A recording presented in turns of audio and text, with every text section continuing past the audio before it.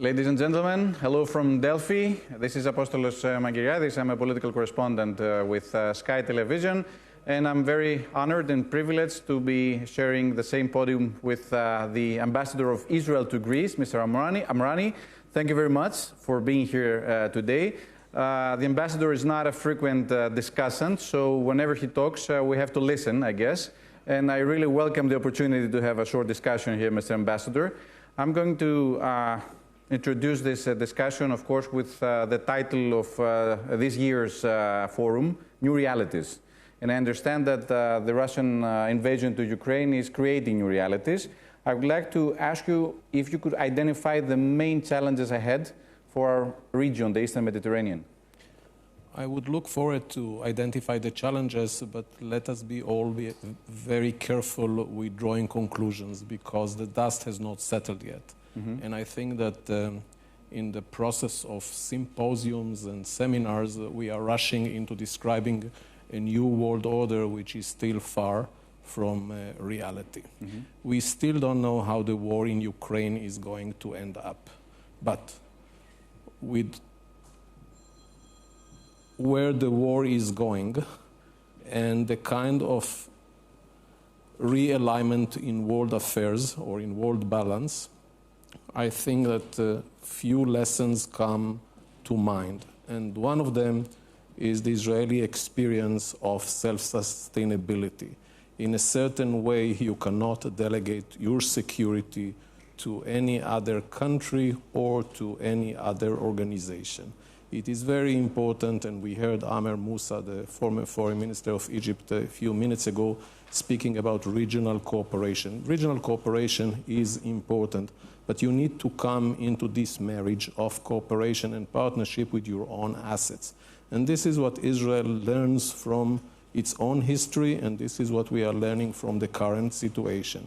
The war in Ukraine would change, most probably, world order as we have witnessed since the end of World War II and the fall of the Soviet Union or the disintegration of the Soviet Union. We may find ourselves facing a new balance or a new code of conduct between countries. We need to develop our own strengths, our own national integrity or national security to be able to face the new realities. This is the lesson. It's not just a military procurement, it's not just armament, it's a kind of solid foundation for whatever society we live in.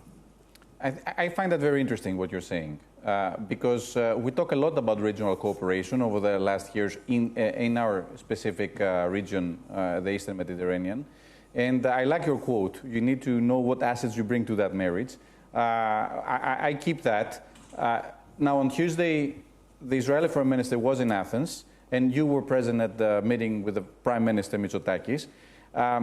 When the discussants went out to their press conference, they talked, all of them, both the Israeli Foreign Minister and Nikos Dendias and the Cypriot counterpart, they all said, we're talking about the possibility of other countries joining the regional cooperation. And everyone asked, whom are we talking about? Are we talking about Turkey? Are we talking about Lebanon? And is this a good thing or a bad thing? Talking is a good thing. And inviting others to our cooperation or having others interested in joining our framework of trilateral plus is more than welcome. And as was mentioned in the previous panel by the Cypriot former foreign minister, the EMGF is one example.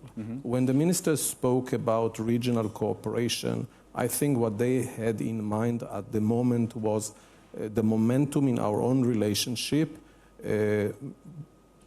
making this partnership of the trilateral attractive enough on different aspects: economic cooperation, environment protection, emergency preparedness. We are heading to the summer. True. Let's not forget the summer in Greece last year and the summer in Israel. This is a great potential for cooperation. This cooperation should not be limited to the three countries. The idea is to expand the cooperation to include other countries. In the background, we already have the Philia Forum. It has not been mentioned during the last panels, but this is something that the Greek government initiated, and there was one meeting almost 2 years ago, and I think that we need to build on the momentum and have a follow-up to this. We had last week in Israel, for the first time, I think 5+1, 5 regional countries plus one. When the foreign minister came here, and he spoke about it publicly as well, so I'm not revealing anything from behind closed doors, we think about how to connect and overlap certain regional cooperation where Greece is leading and others where Israel is involved to create the possibility of further regional cooperation. No country is excluded. I don't want to be specific, yes or no, about this or other country. I think that the vision, which others are sharing, this is not something unique for us, is to create the conditions which would allow us to develop regional framework of cooperation. Gas is one. There are others, and every country should be part of it upon accepting the basic rules of engagement. So we're talking about the regional cooperation. You talked about gas. Victoria Nuland was in Athens. Yesterday she gave an interview to Kathimerini, and she said that the EastMed project is out of the question, at least for the Americans. We should look into the LNG gas and take out of the equation the pipeline because it costs too much and it will take so much time, 7 or 8 years. We don't have that time. So is the EastMed pipeline out of the picture right now? I would love to get back to your first questions in reacting to your third question. And one of the lessons is let's look at our own interests. Let's identify our own interests. Let's realize what assets we have in countries and as a region and try and leverage that to a certain political, economic, strategic benefit. I have much respect for Under-Secretary Victoria Nuland, but I think the countries of the region should make their decision. And the countries of the region are discussing it. This has been discussed last Tuesday on the trilateral. This is part of the ongoing exchanges between the countries and beyond the trilateral. If you remember, a few weeks ago, the Prime Minister of Israel, together with the Crown Prince of the United Arab Emirates and the President of Egypt, met for a summit in Sharm el-Sheikh. Energy was a topic. Energy is not limited just to the trilateral or the trilateral plus one, the United States. There are certain regional dimension to it. And having said that, we need to make progress. We have been talking about the EastMed for 12 to 13 years till the Americans told us that it's not going anywhere. I don't think it came to anyone, any of us. We're not surprised. As a surprise. No. But if it is not a surprise, let's think about other alternatives. And it has been mentioned here before, and it is on the press, there is the possibility of transmitting or transferring, transporting the gas through Egypt. There is one pipeline already active. There will be another one being built. It's agreed between the two countries. Egypt is a key partner, a key player, and others can play a role as well. I don't exclude anything. I'm just saying it's time to make progress. And if Europe is true with its rhetoric about diversity or diversification of gas resources, I don't know how feasible and how realistic the talk is, but let's transform the words and the rhetoric coming from Brussels into a working plan. Point taken, and I keep that. Now, Israel is a startup nation and creates state-of-the-art technology in various fields. I see friends from Thessaloniki here, the mayor, Mr. Efthimiadis, and Thessaloniki is very keen in understanding the know-how of Israel. You just said, let's move from words into action, and I really wonder whether we have anything tangible in front of us, whether you think that Greece has exploited the opportunity of this connection with Israel, and whether you think that we have in front of us any positive news to share. We'll be consistent. Let's not suffice ourselves just with words, and let's see some actions, and some actions has been taken. It has been too long. Let's not forget that it was under Prime Minister Tsipras almost 4 years ago, if not more, definitely more, and Prime Minister Netanyahu when we exchanged the idea of establishing an industrial park in Saloniki. So it took some time, there is bureaucracy, but we should not let bureaucracy set the pace, and there should be a real effort to move ahead. We have our relationship, the bilateral relationship between Israel and Greece are, are on the uphill development. We have reached new heights which were not we could not feasible imagine them 10 or 20 years ago. 20 years ago. But having said that, we are friends and we are allies, we are neighbors, we share the same interest about for stability and prosperity in the region. It's important to leverage this into economic cooperation. I would not suffice myself with tourism, as significant as it is, or the hotel industry, or with real estate. Beyond that, there is a room for cooperation on R&D, and again, the Aristotle University in Saloniki. I'm happy to see the mayor and other people from Saloniki. I guess they knew why they are here. We have these twinning programs. We need to build on that. R&D, defense cooperation, and it's not just procurement. It's about R&D. It's about joint projects. And it's also about high-tech and using Greece or leveraging Greece as a gate to the European market. Israel economy is a success story. And I think that people need to pay attention to the lesson of Israel coming from a low-tech to a high-tech, and how Israel is dealing with crisis. During the pandemic, the Greek economy shrank by 9%. The Israeli economy shrank by 2%. There is a reason for that. And this is the diversity of the economy of Israel, and it's ahead of the curve in a certain way. There is more to be done, and economic cooperation should be the highest on our agenda now. Point taken also. Let me talk a little bit about the Israeli-Turkey rapprochement. There's a lot of discussion on that front too. And I would like to ask you whether you think that as a positive development for Greece or as a negative development for Greece. I don't believe in negativity, and I believe in turning the Hebrew saying, maybe it's not just Hebrew, the English saying is that you need to turn lemons into lemonade. And I don't think that the improvement of relations with Turkey in any way contradicts a good relationship between Israel and Greece or within the trilateral. On the contrary, and this is a message that we are trying to convey to our Greek interlocutors, and I'm very consistent on that with my public appearances or media interviews. We have achieved an important milestone in the relationship between our countries. We are committed not only to maintain, but to upgrade.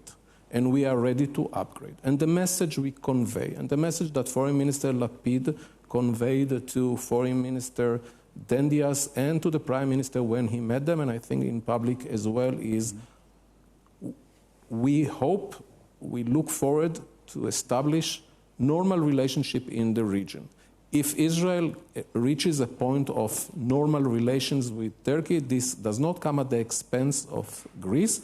On the contrary, it should be an incentive for you and for us to develop the relationships further as an incentive to others to follow with a new spirit of coexistence, respect, and cooperation.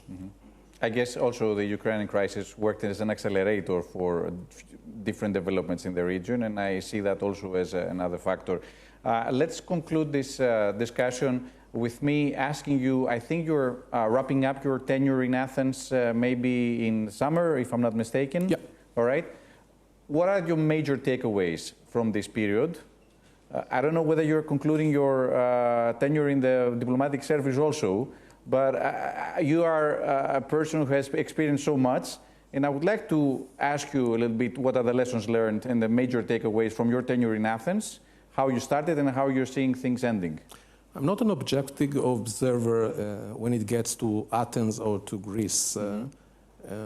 Some recommend when you join the diplomatic service not to develop local patriotism. I failed. I developed more than local patriotism. For Greece, I developed respect and love for the country and its people. And I don't want to get too poetic about it. For me, serving in Greece is the peak of almost 40 years of diplomatic service. And with this service, I look forward to conclude my active participation in government service. What has been done here is a work of love, and I'm proud of it. What I take with me is the beauty of the country, the diversity that this country can offer, from islands to mountains, the Peloponnese or Thrace and Macedonia, Crete, any other part of the country. But the most important thing is the people. Mm-hmm. And to walk on Athens street and to see how people learned on their own to deal with life challenges, especially after the crisis, the economic crisis in Greece, and allowing their creativity, their ingenuity, their energy to channel itself into a very active life, economic life, especially when you walk in different streets in Athens and you see how people are into arts and into business. Gastronomy also lately. This is what I wouldn't want to say. Really? Yes, because if there is one critique I have for Greece is it's about the focus on entertainment, tourism, and services. Mm-hmm, mm-hmm. It's needed. We have much more potential, I guess. That's what you're saying. That's what your point. My point is, take yourself more seriously. Mm-hmm. Believe that you can reach the skies or conquer other frontiers. It's not just the entertainment and hotels frontier. There is much beyond it for this country and for the good and smart people of this country. I have seen them. I met them.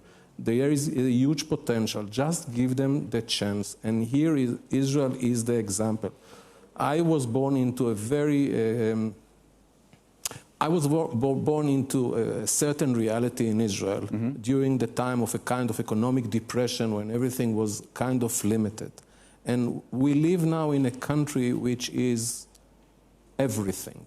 It can offer everything. It's a potential for people. You can conquer whatever dream you have.